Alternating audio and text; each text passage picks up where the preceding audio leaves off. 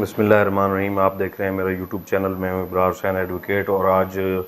एक जजमेंट जो है सुप्रीम कोर्ट ऑफ पाकिस्तान की वो आपके साथ शेयर करने लगे हैं, जिसमें हम ये डिस्कस करेंगे कि अगर किसी शख्स के साथ के ख़िलाफ़ कोई इस्तग़ासा दायर हो जाता है या प्राइवेट कंप्लेंट अगर दायर हो जाती है फ़ौजदारी कोर्ट में या मजिस्ट्रेट के सामने, उसमें इल्ज़ामात होते हैं उस शख्स के ख़िलाफ़, तो वो कौन से हालात हैं कि जो अदालत ने मद्देनज़र रखने होते हैं और कौन सी वजूहात होती हैं जिनकी बुनियाद पे जो है मुल्ज़िम को तलब किया जा सकता है। और अदालत को अगर मुल्ज़िम को तलब करना है तो क्या क्या चीज़ें ज़रूरी हैं अदालत के लिए कि पहले वो उन चीज़ों को देखे और उसके बाद वो फ़ैसला करे कि क्या मुल्ज़िम को तलब करके उनके ख़िलाफ़ ट्रायल स्टार्ट करना चाहिए या नहीं करना चाहिए। अब फ़ौजदारी कार्रवाई, जैसा कि आपको पता होगा कि दो तरह से हम कानून में शुरू कर सकते हैं। एक एफ़आईआर का तरीक़ाकार होता है, आप थाना में एप्लीकेशन दे के एफ़आईआर दर्ज करवा सकते हैं। दूसरी ये है कि आप डायरेक्ट मैजिस्ट्रेट के पास जो भी जुर्म है उसकी रिपोर्ट इस्तग़ासा की शक्ल में कर सकते हैं। इसके अलावा भी अगर एफ़आईआर आपकी जो है वो कहीं से आपका जो मौक़िफ़ है वो दुरुस्त तौर पे पुलिस ने नहीं लिखा या इन्वेस्टिगेट नहीं किया, तो उसकी सूरत में भी आप इस्तग़ासा में जा सकते हैं और ये इस्तग़ासा की रेमेडी भी आपके पास अवेलेबल होती है। अब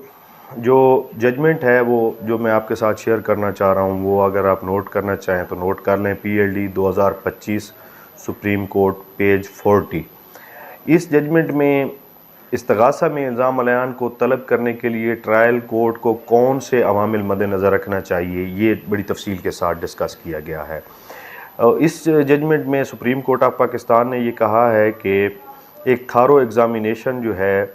हर चीज़ का जो इस्तग़ासा में सामने आती है, जो इल्ज़ामात होते हैं और उनके साथ जो उन इल्ज़ामात को सपोर्ट करने के लिए सपोर्टिंग एविडेंस होती है जो पेश की जाती है जब सरसरी शहादत होती है, तो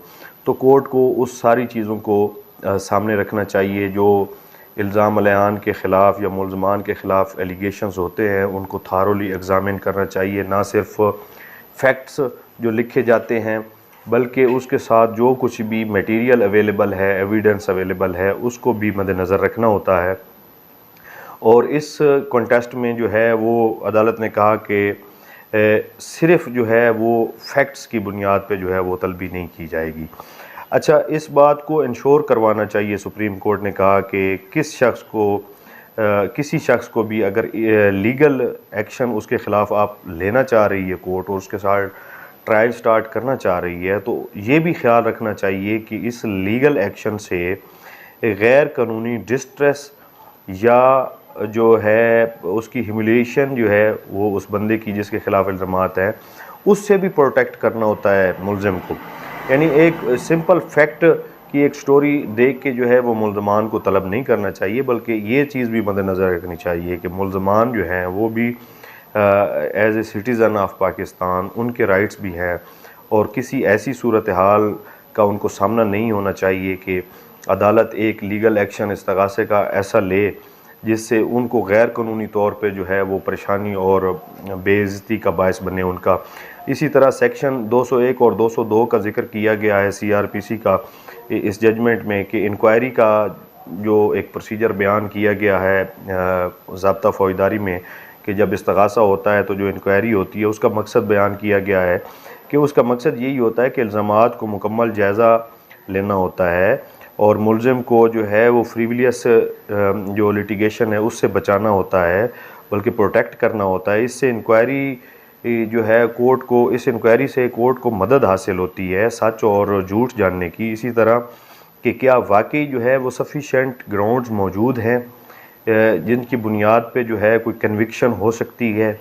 उस इल्ज़ाम अलियान की, या एक है या दो है, जितने भी हैं जिनके ख़िलाफ़ इस्तग़ासा हुआ है, कि क्या कोई ऐसे ग्राउंड्स और ऐसा मटेरियल मौजूद है कि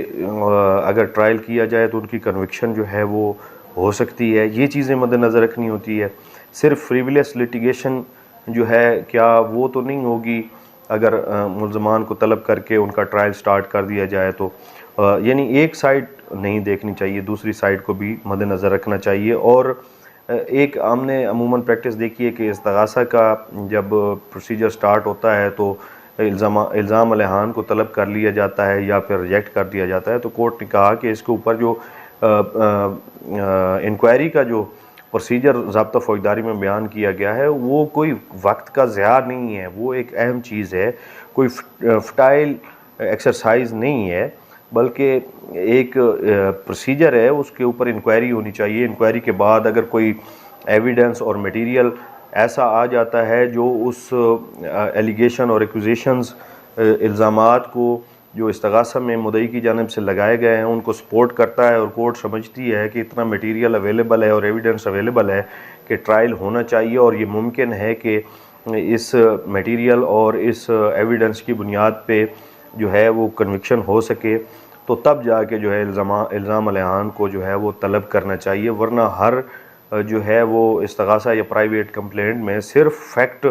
जो बयान किए जाते हैं इस्तिगासा में उनकी बुनियाद पे तलबी नहीं की जानी चाहिए। तो ये जजमेंट उन लोगों के लिए बड़ी इंपॉर्टेंट है जिन लोगों के ख़िलाफ़ इस्तिगासा दायर होते हैं और उनकी कोर्ट तलबी कर लेती है और उन इल्ज़ाम अलहान को तलब करके उनका ट्रायल स्टार्ट कर देती है। अगर उनके केसेस में एविडेंस नहीं है उनके ख़िलाफ़ और मटेरियल जो है वो वीक है और फैक्चुअली भी वो इस्तिगासा कमज़ोर है, तो उनके लिए ये PLD 2025 supreme court page 40 judgment जो है ये बड़ी अहम जजमेंट है। उम्मीद है कि ये आपको हमारी आज की वीडियो पसंद आएगी। अगर वीडियो पसंद आए तो लाइक ज़रूर कर दें और शेयर भी कर दें। शुक्रिया।